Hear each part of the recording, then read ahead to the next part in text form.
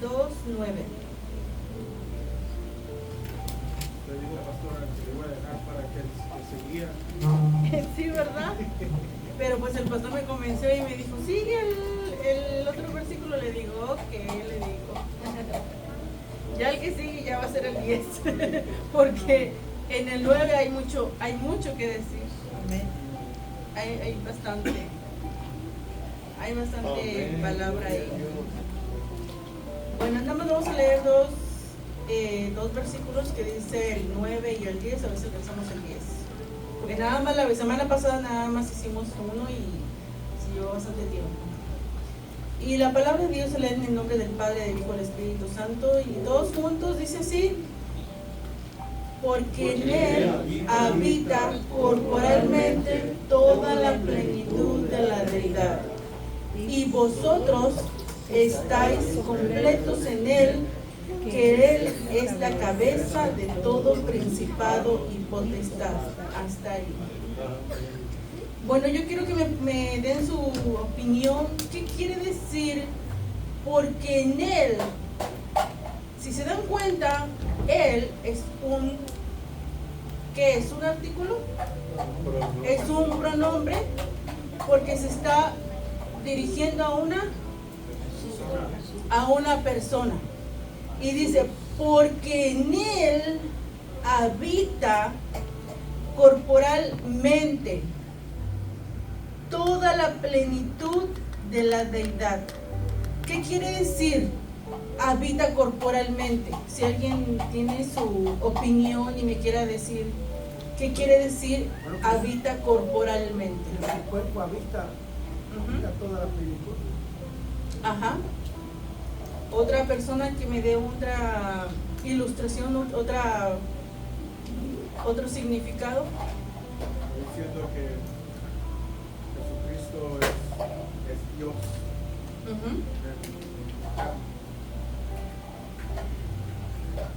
Dice, en Él habita corporalmente toda la plenitud. ¿Qué quiere decir la palabra plenitud?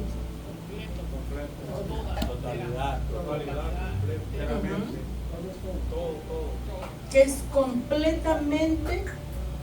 La plenitud quiere decir totalmente. Y luego cuando dice de la deidad, ¿qué significa deidad para ustedes? La esencia de Dios. Ajá. Si alguien tiene otro significado. Ujú. Si alguien tiene otro significado. ¿Cómo? Su majestad. Ajá. ¿El qué? El poderío. El poderío, ok. ¿Qué más?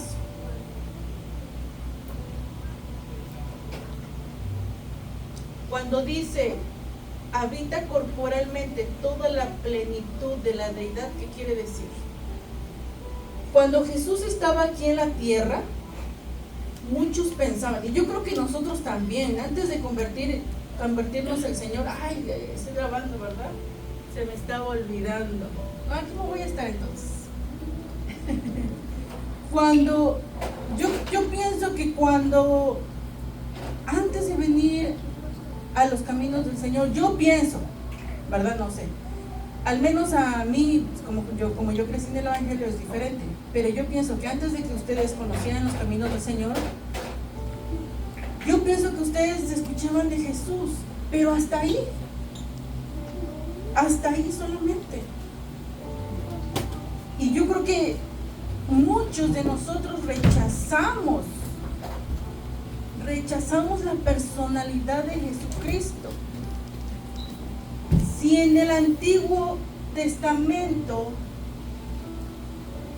¿cómo se expresaban de Jesús cuando andaba aquí en la tierra? ¿Cómo se expresaban? ¿Cómo decían?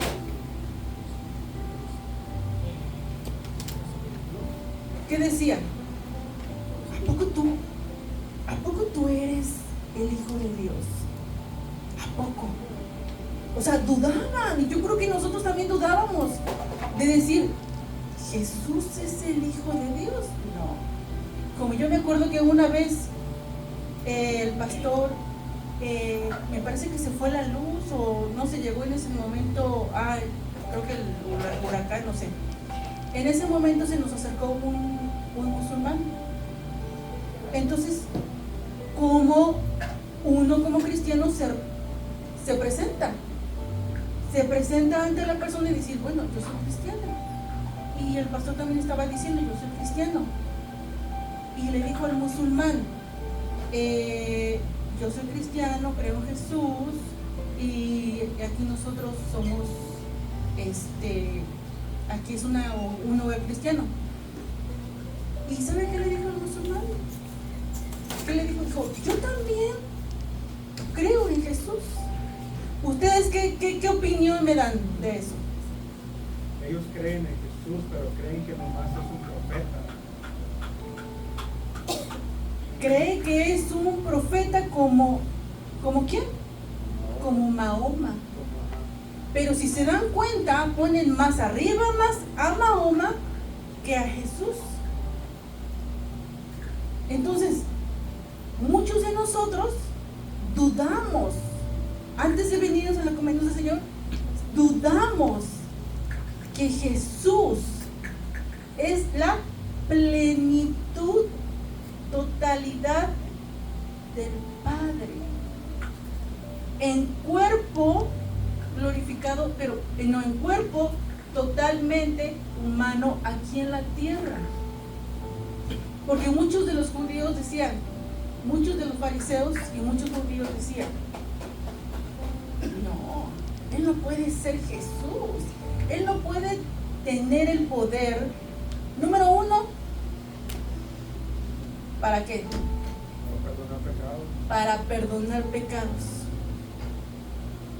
Número uno. Número dos, ¿para qué más?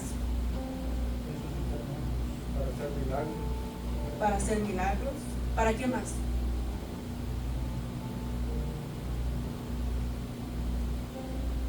¿Para qué más? Para sanar enfermos.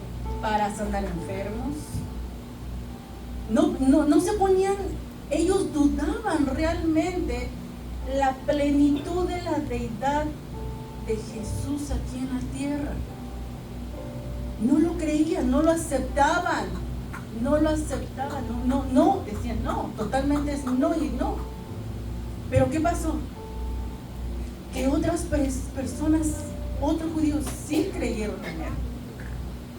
Sí creyeron en Él, ¿por qué? Porque hasta con su boca lo expresaron y lo dijeron. Y yo me imagino que muchos de nosotros, eso fue lo que nos pasó.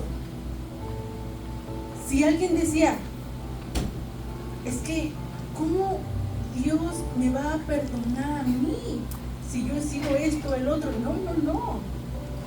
Dios tiene el poder, la plenitud, la deidad para perdonarte, aunque tú lo dudes. Eso fue lo que pasó con los judíos en aquel tiempo. Y nosotros en la actualidad, nosotros muchos hemos sido incrédulos como Tomasito, yo creo. Como Tomasito. Entonces, si alguien tiene una opinión, si alguien tiene un pasaje que decir, lo puede decir, ¿ok? Para esto vamos a ir, dice, voy a ver una cita también. Dice, porque en Él habita corporalmente. Muchos de los judíos decían que Jesús iba a venir que no iba a venir en cuerpo. Por eso no lo aceptaban. Por eso decían, no, es que es imposible. Él va a venir en espíritu y en el cielo, y no fue así. Ellos nunca se imaginaron que iba a nacer de una mujer, que iba a tener un cuerpo, que iba a llorar, que iba a tener hambre, que iba a platicar, que se iba a reír, porque eso fue lo que pasó, pero nunca perdió, él siempre fue exactamente la plenitud del Padre. O sea, el Padre y él son uno, totalmente la plenitud de la deidad del Padre en él, es totalmente la esencia que Jesús tenía del Padre. En el capítulo 14 de San Juan, en el verso 7, 8 y 9, ahí dice, porque Felipe le pregunta, dije, Señor, muéstranos al Padre y nos basta. Entonces Jesús les dijo, dice Jesús les dijo, tanto tiempo hace, dice, que estoy con vosotros y no habéis, dice, conocido, Felipe, el que me ha visto, dice, a mí ha visto al Padre. O sea, él tenía la plenitud, como estamos hablando. Dice que el que lo ha visto a él, se ha visto al Padre, porque en él habita, o sea, toda la plenitud de la deidad del Padre. No quiere decir que así como Jesús era en el físico, también el Padre, porque el Padre no tenía cuerpo, él es espíritu, pero él está hablando de la esencia, de la deidad pura del Padre que la tiene Jesús. Sí. No, vemos que dice que en él habita, ¿no? Habla como de una casa, ¿no? Cuando Cristo le dijo a los judíos que iba a derribar, que destruyeran el templo, ahí que él en 3 días le iba a reedificar. Pero dice que él no se refería al templo, ¿verdad? Que ellos construían material, sino se refería, dice, a su cuerpo. O sea, que habla como una casa, que Cristo es como una casa. Así como nosotros, dice que nosotros somos templo y morada del Espíritu Santo, ¿verdad? O sea, Cristo como una casa, ¿verdad? En él habita todo lo que es Dios. En Cristo se manifestaron todos los atributos de Dios, ¿verdad? O sea, lo que es la omnipresencia, Cristo lo manifestó, su omnipresencia. La omnipotencia de Dios en Cristo se manifestó, o sea, porque él lo hacía, porque en él habitaba todo eso, lo que es Dios. Hay atributos, ¿verdad?, que nosotros pues, no podemos, ¿verdad? La omnisciencia, ¿verdad? Nosotros no tenemos eso, ¿verdad? La omnipotencia de Dios, nosotros no tenemos eso. Pero en Cristo sí, porque Él es Dios, ¿verdad? En Él habitaba todo lo que es Dios, todos los atributos de Dios estaban en Cristo. Entonces por eso que dice, ¿verdad?, que en Él habitaba toda la plenitud de la deidad. Y no debemos confundir, ¿verdad?, lo que es el Padre con Cristo, porque nosotros creemos, ¿verdad?, en lo que es la Trinidad, ¿verdad? Ajá, sí. Entonces creemos en el Padre, en el Hijo, en el Espíritu Santo, y en Cristo como el Hijo, fue el que tomó el cuerpo humano, y en Él habitaba todo lo que es la esencia de Dios en Cristo también. Así es, el Padre, el Hijo y el Espíritu Santo son 3 en uno, en deidad. Claro, cada uno tiene su función, porque el Padre es Padre del Hijo, pero el Espíritu Santo tiene también su trabajo, o sea, él hace también su labor, y el Hijo también hizo su labor. ¿Cuál es el sacrificio que él hizo? Pero el Padre no hizo el sacrificio, solamente el Hijo. O sea, el Padre, el Hijo y el Espíritu Santo son la misma esencia, pero los 3 en uno.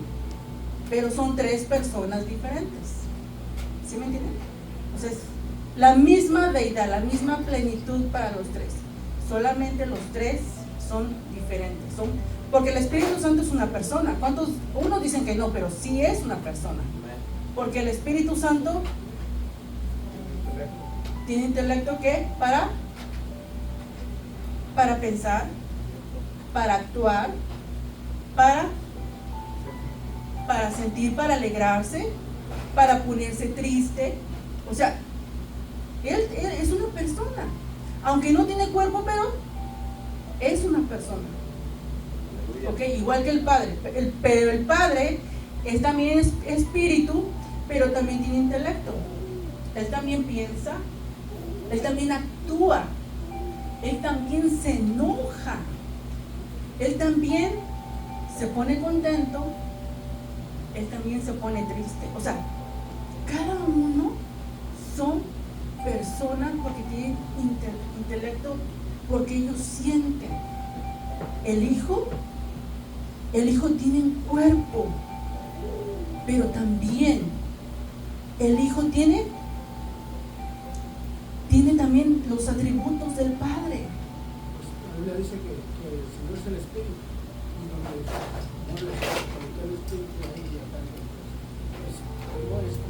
Señor es el Espíritu. Y el, Y también es el Dios visible. Se puede ver. No hay, o sea, Y el Dios se Hijo. puede ver en Jesús. y el hijo, aunque él tiene también cuerpo, es una persona. Pero nosotros, ¿por qué? Porque creemos, pero los discípulos que lo miraron, que anduvieron con él, que comieron con él, convivieron con él, muchos que dudaron de que él tenía el poder para perdonar, para rescatar, para liberar, para sanar, para hacer milagros, que muchos dudaban. Entonces, vamos al libro de Hechos 5:31. ¿Qué dice Hechos 5:31? A ver si alguien me lo encuentra lo más rápido posible, pero con una voz de... Amén. Hechos 5:31, ¿qué dice? A este Dios ha exaltado con su diestra por príncipe y salvador, para dar a Israel arrepentimiento y perdón de pecados. ¡Wow! ¿De quién está hablando aquí? El Hijo. ¡Wow!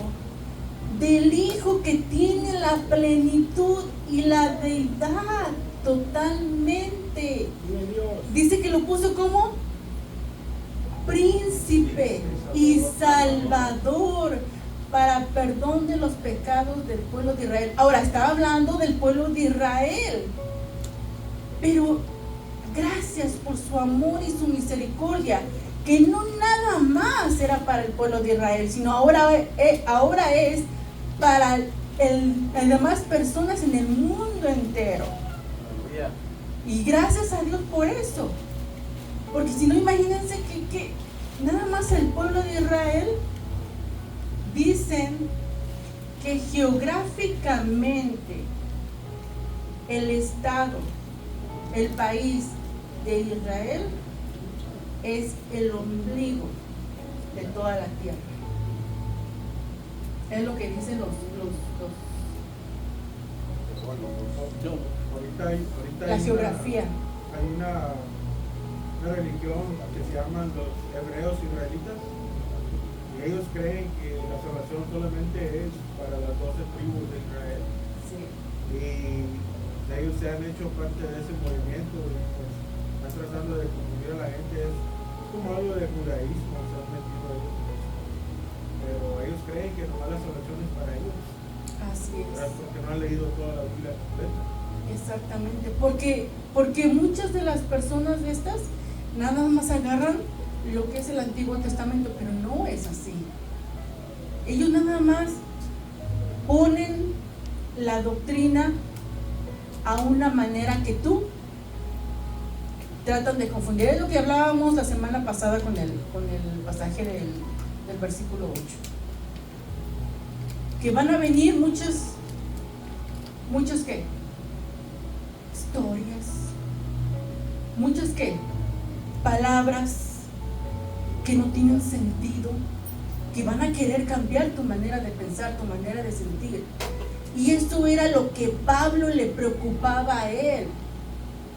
Siempre, como yo les había dicho la semana pasada, Pablo siempre se preocupó en mandar cartas a todas las iglesias que él siempre conocía. Y cuando él iba, por eso se decía apóstol. Porque un apóstol, ¿qué quiere decir? Enviado. Sí, pero hay otra cosa también importante. Pablo, el apóstol Pablo, significa,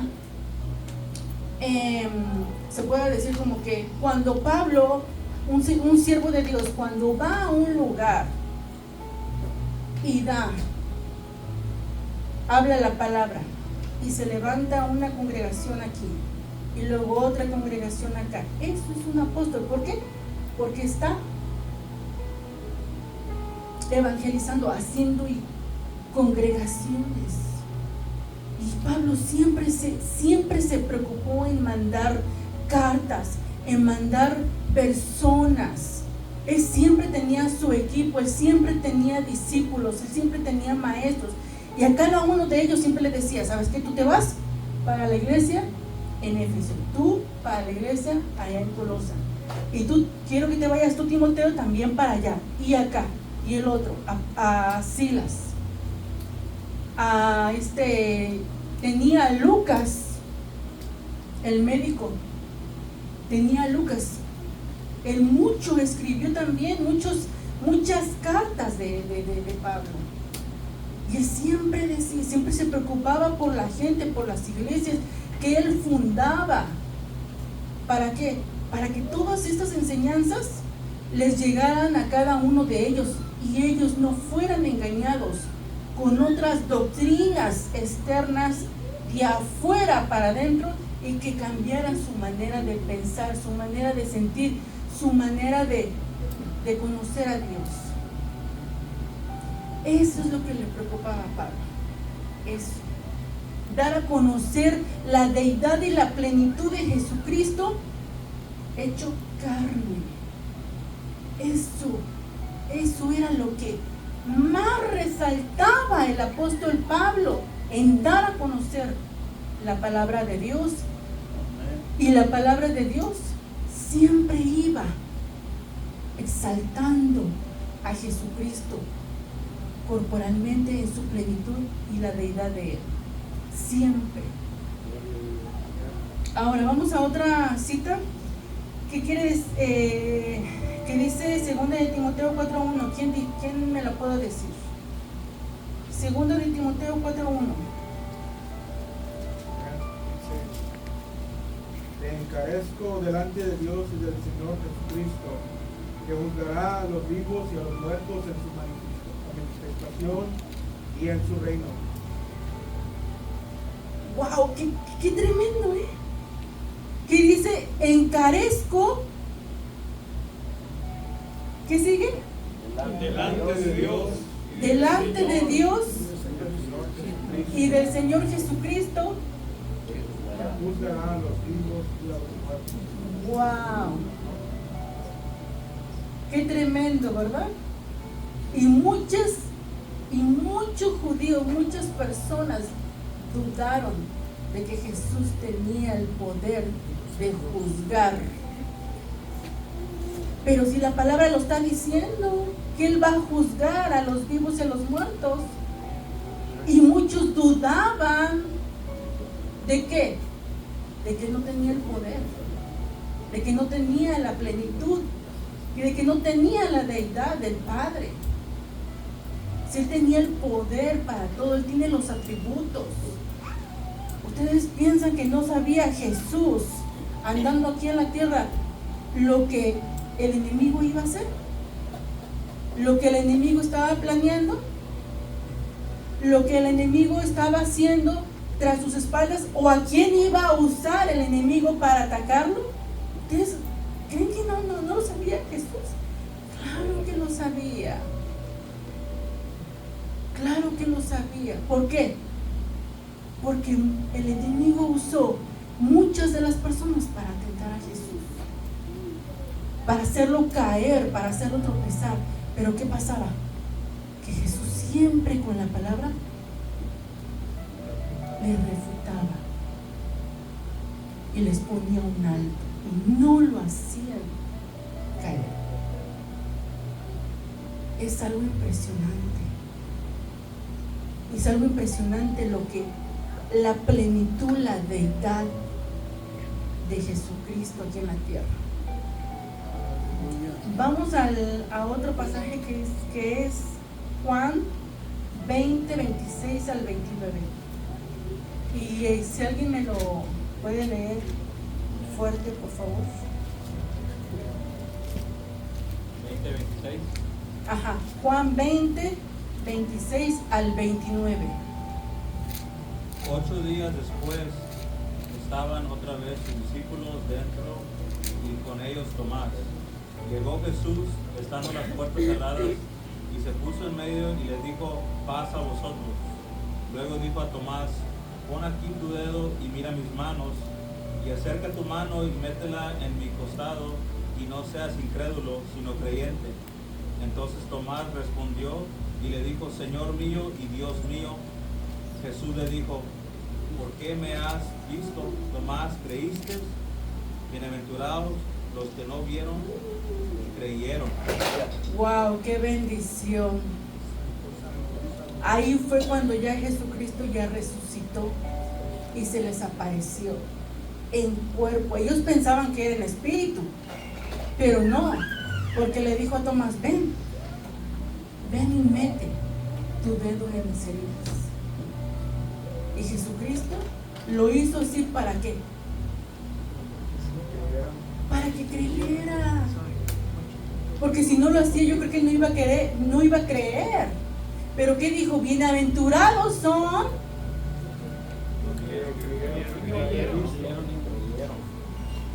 bienaventurados son los que no vieron y creyeron. Y yo, el pastor, ¿por qué está tan... Yo tengo una pregunta. Ya no, estoy esperando. Tengo una pregunta, pastora. Estamos hablando toda la plenitud de la deidad. Jesucristo, si Él tiene todos los atributos de Dios, ¿cómo Él era omnipresente? ¿Eso fue después de la resurrección? ¿Fue después de la resurrección? Sí, pregunto. Porque la omnipresencia es poder estar en todos lados, todo Sí, el en tiempo. todos lados, en todo el Pero tiempo. yo digo que Jesucristo, ¿cómo es que Él podía hacer eso si estaba en un cuerpo limitado? A ver, pastor, que me dé su opinión. Bueno, ya que me da la oportunidad. Primero, pues antes que nada quiero remontarme en la importancia que hay en que cada creyente entienda quién es la persona de Jesucristo. Porque una cosa es decir, yo creo en Él es mi Salvador, Así es. pero hasta ahí.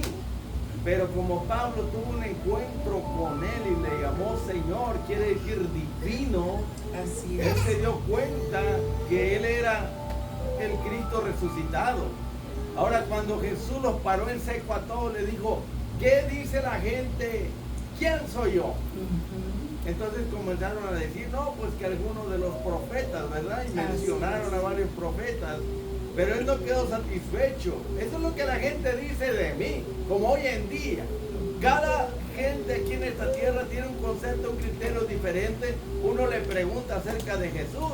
Unos dicen que es un falso profeta, un falso Mesías, que era un demente, que era un loco, un personaje pues que se hizo pasar por el Hijo de Dios. Ok. Así es.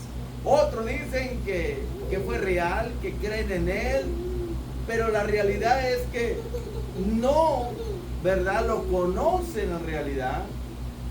Y es muy importante este estudio porque si nosotros nos vamos al origen de lo que Pablo y Juan y los apóstoles hablaron, de que Él no es una criatura, porque aquí mismo ya estudiamos que Cristo es la imagen del Dios invisible. Así es. Quiere decir que hay imagen física y hay imagen espiritual. Pero el Dios invisible, por supuesto, sabemos que es el Padre. Así es. Pero Él es la imagen física. Pero lo que importa aquí es que sepamos todos, porque hay muchas religiones y creencias que piensan que Jesús fue como cualquier personaje, que fue una criatura. Pero la realidad dice, al que está sentado en el trono y al Cordero sea la gloria, la honra, la alabanza y la oración. Amén. Sabemos que es una blasfemia adorar a una criatura. Entonces, ¿por qué se exige que se le adore al Padre y a Jesucristo que está sentado a la diestra del Padre? Porque Él es Dios sobre todas las cosas. Romanos capítulo 9, verso 4 dice de quienes son los patriarcas, de los cuales vino el Mesías, el cual es Dios sobre todas las cosas. Quiere decir entonces que Jesús no es un querubín, ni es un serafín, no es un arcángel, ni un ángel. Él es más que ellos, porque dice que por Él fueron creadas todas las cosas. Así ¡Qué grandeza de grandeza! Sí, Cristo creó todas las cosas, lo que se ve y no se ve, lo que está en la tierra y lo que está en el cielo. Por eso Pablo dice que Jesucristo es el mismo ayer, la eternidad, hoy, durante el tiempo y por los siglos. es. Y grande es este misterio. Dios fue manifestado en carne, en un cuerpo humano, fue justificado por el Espíritu, o sea que no hubo pecado en él. Dice que fue visto por los ángeles, fue creído en el mundo y fue recibido arriba en gloria. Por eso cuando él estuvo aquí en la tierra, los demonios se sujetaban a él, y la tormenta y los mares se sujetaban a él, y los discípulos dijeron: ¿qué hombre es este que todo le obedece? Los demonios, el diablo no puede contra él, ni la muerte, pues resucitaba muerto, ¿verdad? Y cuando en una ocasión quisieron, ¿verdad?, avergonzarlo, él dijo: tengo autoridad para perdonar pecados. Y ellos pensaron: pues ¿a poco eres Dios? Entonces él dijo: les voy a demostrar, le voy a decir al paralítico: levántate y anda. Decir tus pecados son perdonados, hasta un sacerdote católico lo hace. Pero decirle con autoridad que a ese paralítico se levante y camine, eso se llama omnipotencia. Y Jesucristo es eterno, es omnisciente, lo sabe todo, es todopoderoso, es omnipresente. Bueno, aquí Arturo hizo una pregunta, ¿verdad? De que si en Jesús habitaba toda la plenitud de la deidad, ¿cuándo fue eso? ¿Verdad? Si fue antes de su encarnación o durante su encarnación o después de su resurrección, ¿verdad? Porque él dijo, es que Jesús habla como que si ya fuera una realidad, y en verdad lo es. Donde están 2 o 3 congregados en mi nombre, ahí estoy yo en medio de ellos. Que está hablando ahí de su omnipresencia, que Él está en todo lugar, pero está hablando no en su cuerpo humano, sino en su espíritu, como dijo el hermano: donde está el Espíritu de Dios, ahí hay libertad. El Señor es espíritu, también lo dice, ¿verdad? Pero el punto a lo que quiero llegar es cuán poco conocimiento experimental tienen los llamados cristianos acerca de Jesús. Jesucristo es el Dios todopoderoso, la majestad del cielo.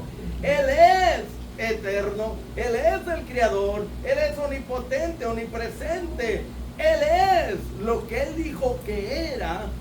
Todo fue creado por Él y para Él. Él es antes de todas las cosas, y todas las cosas subsisten, existieron, existen y seguirán existiendo con su poder. En el mundo estaba Jesús, y el mundo fue hecho por Él, y el mundo no le conoció.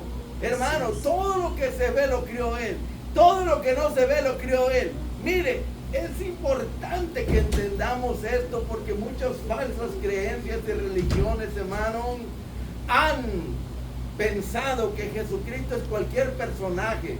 La semana pasada hablábamos de las tradiciones de los hombres, de las huecas sutilezas de la filosofía griega, que era politeísta, de las, vamos a decir, tradiciones judaicas, donde metieron la cábala, donde pensaban que a través de seres espirituales o seres de luz, como la escalera que miró Jacob, que tú podías llegar a Dios a través de estos seres, ir escalando hasta llegar a Dios.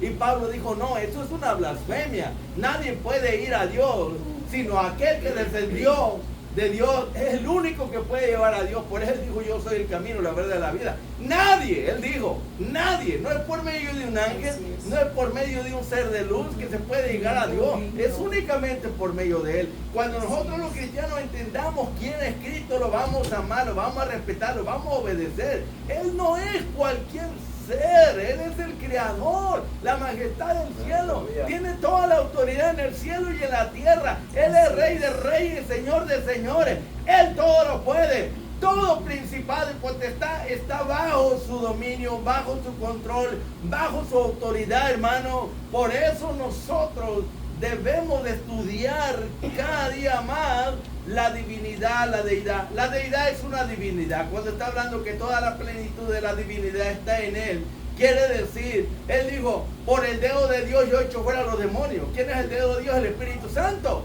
Y el Padre es el que está en mí y el que hace las obras.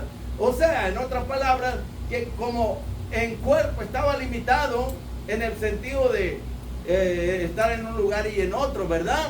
Pero no en lo espiritual, porque el Padre y el Espíritu Santo unidos y Él en espíritu hacían las obras que nadie hizo.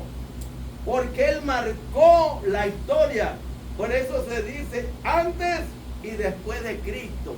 Él fue el hombre más grande de todos los tiempos y nadie ha hablado como Él y nadie ha hecho lo que Él hizo. Él era 100% Dios y 100% hombre. ¡Qué admirable! Por eso Pablo prorrumpe y dice, grande es este misterio, que para muchos es imposible creer que Dios, que creó todas las cosas, Jesucristo lo creó todo, que Él se rebaje tanto a tomar un cuerpo humano y habitar ahí, mire, como un grano de arena en el vasto universo, hermano. ¡Qué grandeza! Ese será el estudio de nosotros por todos los siglos, de conocer más y más a Cristo. Por eso Pablo decía, ¿verdad?, que él lo dejaba todo atrás con tal de conocer más y más a Cristo. Entre más lo conocía, más lo amaba y quería ser semejante a Él. Porque Él fue el que reveló que ese Mesías es Dios sobre todas las cosas. Él no es una criatura. Él no es cualquier profeta, cualquier Mesías. Él es el más grande de todos. Y cuando la iglesia entienda quién es Jesucristo, yo le aseguro que va a vivir con un temor reverente. Va a vivir una vida consagrada, dedicada, porque va a entender que Jesucristo es el Dios Todopoderoso y está donde quiera. Y que Cristo esté dentro de mí en este cuerpo, hermano, eso es lo más grande que pueda haber. Con esto cierro. Pablo dijo, para mí la vida significa Cristo. Para mí la vida no es fortuna, no es riqueza, no es brillo, no es sustentación, no es, vamos a decir, fama, renombre, prestigio. Para mí la vida es Cristo. Él es la fuente de todo. El que tiene a Cristo lo tiene todo. El que no tiene a Cristo no tiene nada. Y el morirme es ganancia, hermano, porque faltan palabras y sabiduría. ¿Cómo explicar la grandeza de Jesucristo? Por eso los discípulos se asombraban cuando miraban lo que Él hacía. Y ellos se daban cuenta. Por eso Tomás dijo, ¡oh, Dios mío y Señor mío! Él está reconociendo que Cristo es Dios, hermano. Y hay muchos pasajes, pero sí hay que tener cuidado con los adventistas, con los testigos y con muchas otras sectas que lo ponen a un nivel de criatura. Dicen que es el arcángel Miguel, porque Miguel significa quien como Dios. Oiga, hermano, yo no puedo decir, ni la Biblia lo dice, que Jesucristo sea un arcángel. Él va más arriba de serafines, querubines. Él es Dios sobre todas las cosas. Cuando entendemos eso y compartimos a Jesús, ¿por qué el diablo se enoja tanto cuando hablamos de Jesús, hermano? Porque en su nombre echamos fuera demonios. Él, siendo Dios, tomó forma humana y estando como humano nos enseñó a vivir para Dios y se humilló a sí mismo hasta morir en una cruz en nuestro lugar. Por eso Dios lo exaltó hasta lo sumo y le dio un nombre que sobre todo nombre, para que en el nombre de Jesucristo se doble toda rodilla y toda lengua confiese que Él es el Señor. O sea, que Él es Dios sobre todas las cosas. Gracias, hermano. Aleluya. Antes de que el mundo fuera creado, Él era. Dice la palabra que Él dijo, Padre, glorifícame cuando estuve contigo en aquella gloria antes que el mundo fuera formado. Y también habla de que de Nehesia hablaba de su venida, de lo que Él iba a venir y iba a hacer por nosotros. O sea, que Él ha sido todo el tiempo antes de ser humano. Ya Él era. El ser humano para pagar por lo que pagó por nuestra desobediencia. Tengo entendido. Es muy importante que nosotros tengamos bien presentes los atributos de Dios, que es la omnipotencia, que todo lo puede, y es la omnisciencia. La omnisciencia es de que Jesucristo sabe lo que sientes, sabe cómo te encuentras, si estás triste, si estás contento, si estás alegre. Esa es la omnisciencia de Dios, de que siente cómo está la persona. A veces unas personas dicen, no, es que Dios no me entiende porque no sabe cómo me encuentro. ¿Cómo no lo va a saber? ¿Cómo no lo va a saber? O sea, son personas que no han tenido un encuentro con el con Jesucristo, son personas que no han tenido un encuentro directamente con Dios. Cuando yo me asombro de Abraham, Jesucristo decía, ¿cuántas veces lo visitó a Abraham? Y le decía que era mi amigo.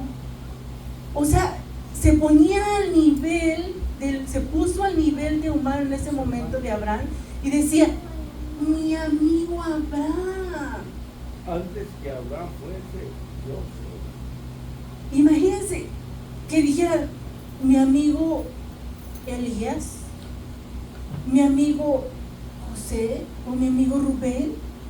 ¡Wow! Es algo impresionante el nivel de Dios. O sea, y luego también, bien importante también, que tenemos un abogado. No hay otra persona que nos represente como abogado que es Jesucristo. No hay otra persona. Él viene y te dice, ok, ¿pecaste? No te va a decir, vete directamente al Padre a pedir perdón. Y el Padre va a decir, no.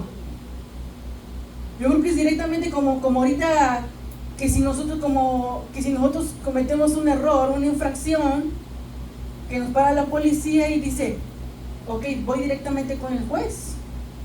Y va a decir, pues tu representante, ¿dónde está tu representante? Tienes que tener un abogado. Tienes que venir con una persona que te represente. Y para eso tú tienes que hablar con él y decirle, quiero que me represente porque yo cometí una infracción, yo cometí una falta y yo necesito que usted me represente ante el juez. Solamente así. Es lo mismo que con el Padre. El Padre va a decir, ok, ¿pecaste?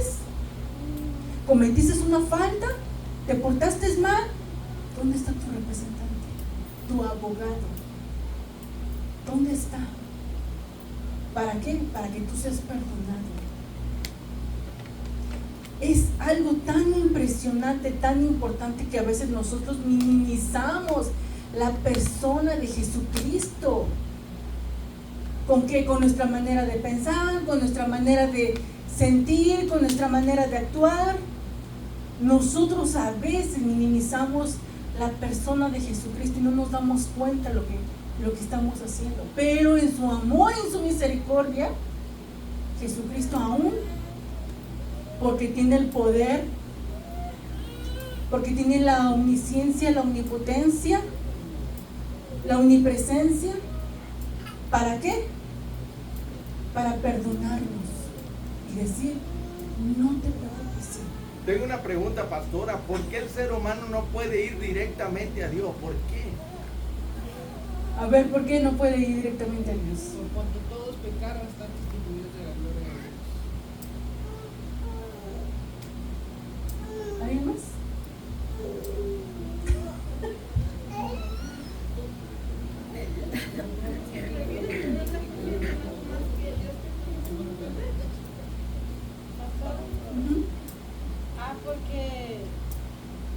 Porque a través del, como una vez un pastor dijo que si Dios nos viera directamente nos ilumina ahí nomásito, porque a través de su sangre es que Él mira, que Él no mira nuestros pecados, a través del sacrificio que Jesús hizo.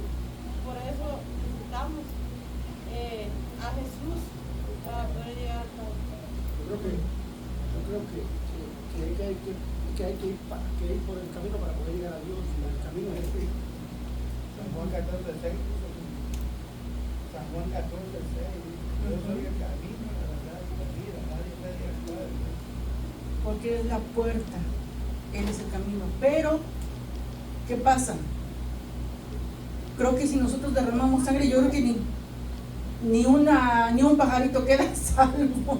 Te quedaría salvo. Si nosotros diríamos, no hombre, vamos a sacrificar al hermano Elías y va a ser salvo su esposa y sus hijos, imagínense, yo creo que ninguno quedaría salvo. O imagínate que sacrifiquemos a Leví y que dijeron, ok, tu sangre va a ser salva a Katy y al bebé. No, no, la sangre de Jesucristo, porque no tiene pecado y es limpia y fue la que nos perdonó. Prácticamente nosotros estamos cubiertos por la sangre de Jesucristo, por eso podemos venir ante el Padre, ante el Creador y decir, yo ya acepté al Señor Jesucristo como mi Señor y Salvador. Ya su sangre me cubrió, ya me perdonó, ya me limpió. Y si yo cometo pecado, pero claro, no quiere decir que nada más porque ya Jesucristo ya pagó el precio, no quiere decir que tú voluntariamente vas a ir a pecar. Porque como yo ya el Señor me salvó y yo voy a ir a pecar porque me va a perdonar otra vez.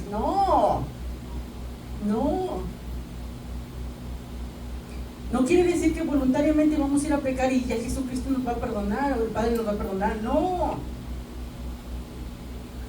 Cuando la persona, antes de conocer al Señor, pide perdón de sus pecados, ahí son perdonados. ¿Por qué? Porque la persona por primera vez acepta al Señor Jesucristo como su Salvador, como su Señor y Salvador, y como su dueño. Y ya Jesucristo lo perdona, ahí le dice, Padre, aquí te traigo a tu hijo, que un ejemplo, ¿verdad? Juanito o Josecito, y te traigo a Josecito, te lo presento, ¿por qué? Porque él ya aceptó mi sacrificio, aceptó mi nombre, aceptó que él es pecador y yo ya lo perdoné y aquí está. Ahora, esa salvación era para los judíos, era solamente para los judíos. Ajá. Pastora, yo hice esta pregunta porque es sumamente importante, que no debemos de olvidar nosotros como cristianos, que ni los pecadores ni los cristianos pueden ir directamente al Padre. Jesús dijo, si van a ir tienen que usar mi nombre y yo voy a, dice, lo que pidas al Padre en mi nombre, yo lo hago. ¿Quién lo va a hacer? Él. Pero hay un punto muy importante. Yo dije algo para hacer pensar, reflexionar, ¿por qué nadie, ni cristiano sino cristiano, puede ir directamente a Dios? Porque Dios es perfecto y Él exige perfección de todo aquel que quiera acercarse a Él. Por eso era necesario que alguien que es perfecto como el Hijo de Dios viniera y tomara nuestro lugar, porque Él tiene la justicia perfecta. La justicia perfecta son los méritos que Él hizo, porque Él nunca pecó. Tenemos la justicia humana y el pecador, la justicia de la ley de Dios, y tenemos la justicia de Cristo. Entonces, como Dios es perfecto, exige perfección, y cualquiera que vaya a Él sin perfección no pueden llegar a Él, no pueden acercarse a Él. Por eso es que tenemos que ir a través de aquel que es Dios Todopoderoso, que es perfecto, que vivió una vida impecable. Esos méritos son la justicia de Cristo, y cuando uno va a través de Cristo, es que el Padre te mira a ti, me mira a mí, por medio de Jesucristo. Si Él mira la justicia de Cristo en ti, si Él mira la sangre de Cristo en ti, esa perfección es la única que Él acepta. Por eso todo cristiano no debe de olvidar nunca que tu perdón no se te da porque seas hijo de Dios, porque seas pueblo de Dios. Todo es en base a Cristo, para que nosotros dependamos siempre en todo de Cristo, no en tus buenas obras, en tu vida recta y correcta y santa. No importa lo que hagas, aún tu justicia, aunque seas cristiano, tu justicia no alcanza el parámetro o el nivel que Dios exige. Por eso siempre necesitamos estar dependiendo no del sábado, no de las fiestas, no de mi justicia, sino directamente de Cristo, porque Cristo es perfecto, hermano. Esta es la razón por la cual nadie puede acercarse a Dios si no tiene perfección. Y sabemos que ningún pecador ni cristiano tiene perfección. El único representante que tenemos es Cristo. Pero ¿cuál es su justicia, sus méritos? La vida perfecta que Él vivió y nunca pecó. Nosotros estamos en bancarrota, pero al venir a Jesús, Él es el que nos da, por así decirlo, el crédito que nosotros necesitamos para obtener de parte de Dios perfecto lo que necesitamos. Aún siendo cristianos, necesitamos a Cristo. Por eso dice: malditos todos aquellos que confían en sus propias obras, hermano. Todo lo de Dios se da en base a la justicia perfecta de Cristo. Eso hay que entenderlo. Si no entendemos eso, vamos a estar dependiendo de nuestras buenas obras. Y eso trae consecuencias serias, porque Dios no va a aceptarte con obras, vamos a decir, imperfectas. Mire la grandeza ahí de que la perfección de Cristo, su vida impecable, su vida perfecta. Por eso dice que Él nunca pecó ni fue hallado pecado en su boca, hermano. Ese crédito, esa justicia, esa perfección de Cristo, cuando creemos en Él, somos justificados. Y ese manto de justicia nos cubre. Cuando Dios nos ve a través de la sangre de Cristo, nos ve a través del manto de la justicia de Cristo. Si no es así, Él no acepta y no perdona a nadie. Todo es en base a Cristo. Mire cómo es el diablo de malo. Cómo se ha inventado miles y miles de mediadores y mediadoras, ¿verdad que sí? El Papa Juan Pablo II en su tiempo canonizó 400 santos, hermano. ¿Te imaginas? Esta es una blasfemia. Que una persona trate de ir a Dios a través de la Virgen María, a través de San Pancracio, Martín de Perros, o de Porres, o no importa. Hermano, es una blasfemia poder tratar de ir a Dios a través de un intercesor o intercesora que no sea Cristo. Aleluya. Él no va a aceptar a nadie si no es a través de Cristo. Y eso no hay que olvidarlo, aunque seamos cristianos, tenemos que seguir dependiendo de Cristo, porque tu justicia y la mía, por mejores cristianos que seamos, no alcanzamos a producir el nivel de justicia que Dios exige, que Dios demanda. Por eso Pablo se gloriaba en Cristo. Dice: no teniendo mi propia justicia. Era un religioso en extremo, casi perfecto. Pero él está diciendo: sino la justicia de Cristo. Es por Cristo que yo recibo las bendiciones. Y nosotros tenemos que hacer lo mismo. ¿Saben para qué? Para que no se llene nuestro corazón de orgullo, que pensamos, como muchos religiosos, que porque hacen buenas obras, ya Dios los acepta por eso, hermanos. ¿Sí? Nuestras buenas obras es como trapos de inmundicia, ¿sí o no? Es algo pecaminoso, y el diablo quiere que creamos esa mentira, que Dios no va a aceptar por nuestra vida correcta. Si así fuera, entonces ¿para qué vino Cristo, hermano?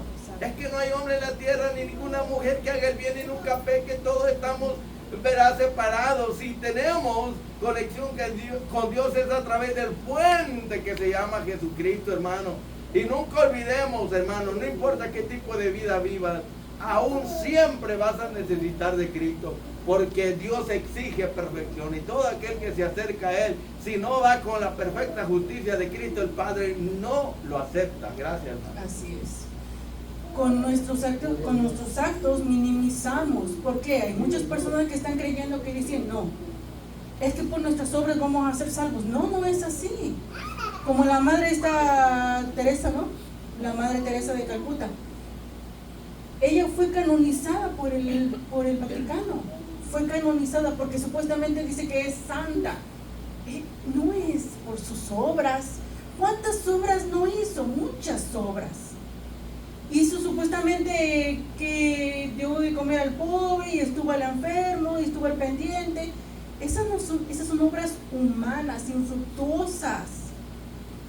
Pero, como dice el pastor, aquí Jesucristo, el perfecto, es el que por Él nosotros somos perdonados.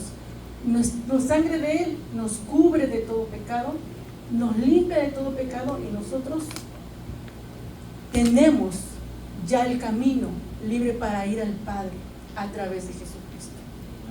Bueno, pues nada más hicimos el capítulo, versículo 9 y todavía hay, eso es bien extenso, bien extenso, bien profundo, bien bonito. Bendito Dios. Pero gracias a Dios. Así que pónganse de pie, hermanos, que el Señor me los bendiga en esta noche.